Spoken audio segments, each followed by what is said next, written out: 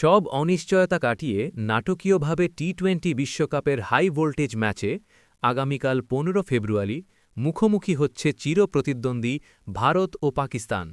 শ্রীলঙ্কার কলম্বোয় আর প্রেমাদাসা স্টেডিয়ামে অনুষ্ঠেয় এই ম্যাচকে ঘিরে ক্রিকেট বিশ্বে বইছে উত্তেজনা।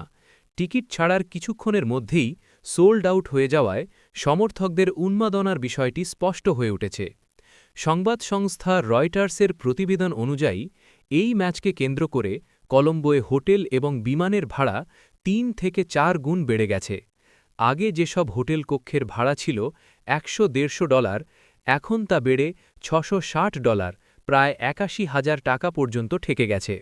ভারতের চেন্নাই ও দিল্লি থেকে কলম্বোগামী ফ্লাইটের বুকিংও শেষ মুহূর্তে কয়েক গুণ বেড়েছে।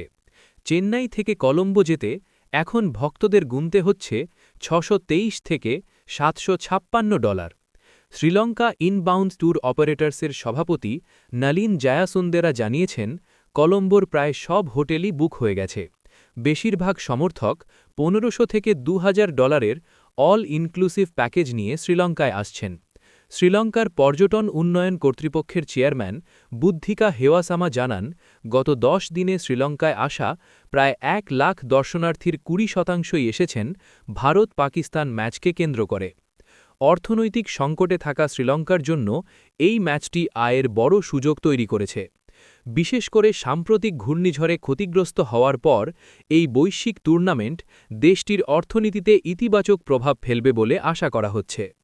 লাহোরের বাসিন্দা মিয়া সুলতান জানান, এই ম্যাচ দেখতে তিনি ও তার নিউজিল্যান্ড প্রবাসী বন্ধু কলম্বো আসছেন। গ্যালারির সামনের সারিতে বসে খেলা দেখতে তাদের $৮০০ খরচ করতে হয়েছে।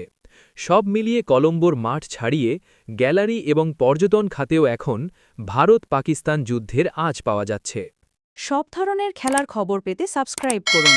সঙ্গে থাকুন খেলার পাতার।